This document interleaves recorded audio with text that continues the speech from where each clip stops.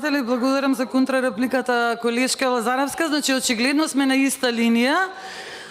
Ние имавме средба во собрание, жал ми е што не бевте присутна, меѓутоа имаше представник на СДСМ и требаше да ви ги пренесе забелешките. Се радувам и што кажувате дека сте ги прочитале забелешките од невладиниот сектор, но јас само ќе ви прочитам една работа во врска со законот за студенческо блато. Вели: нацрт препораките на Бернската конвенција во однос на блатото гласат да се ревидира предложеното зонирање и списокот на дозволени и забранети активности во студијата за валоризација на студентичко блато пред донесување на Законот за прогласување на студентичко блато за парк на природата и подготовка на план за управување со блатото за да се овозможи вклучување на бафер зона и така натаму. Значи, пред да се донесе законот, ние практично со овој амандман помагаме.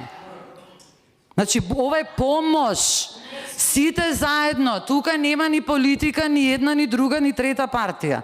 Тука има помош на природата и за сите кои што живеат таму и кои што сме во корелација со природата. Значи, самата и Бернската конвенција, претходно ви кажав препораките на реактивната комисија на УНЕСКО. Ова е на Берн. Значи, пред да се донесе законот, и затоа сметаме дека ова е идеален момент сега, да се одобрат овие 3 милиони 80 денари, да се направи студија за ревитализација, не за валоризација. Студијата за валоризација е одамна направена. Збориме за ревитализација, друга студија е таа. И откако ќе се направи оваа студија, заедно со акцијскиот план, тогаш да збориме за донесување на закон за прогласување на студенческо блато за парк на природата. Значи, буквално, не знам како да ви нацртам дека ова е дел од нешто што мораме да го направиме како држава.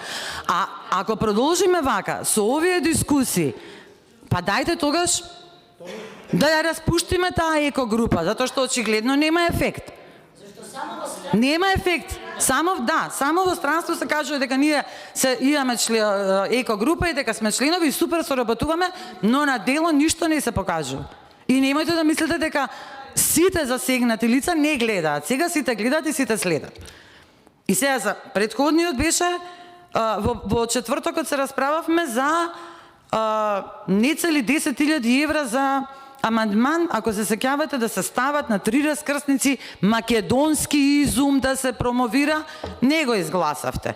Еве сега денеска пак збориме за нешто кое што не е голема сума, а кое што ни отвара многу врати и понатаму пристап до грантови со кои што ќе можеме да го ревитализираме блатото.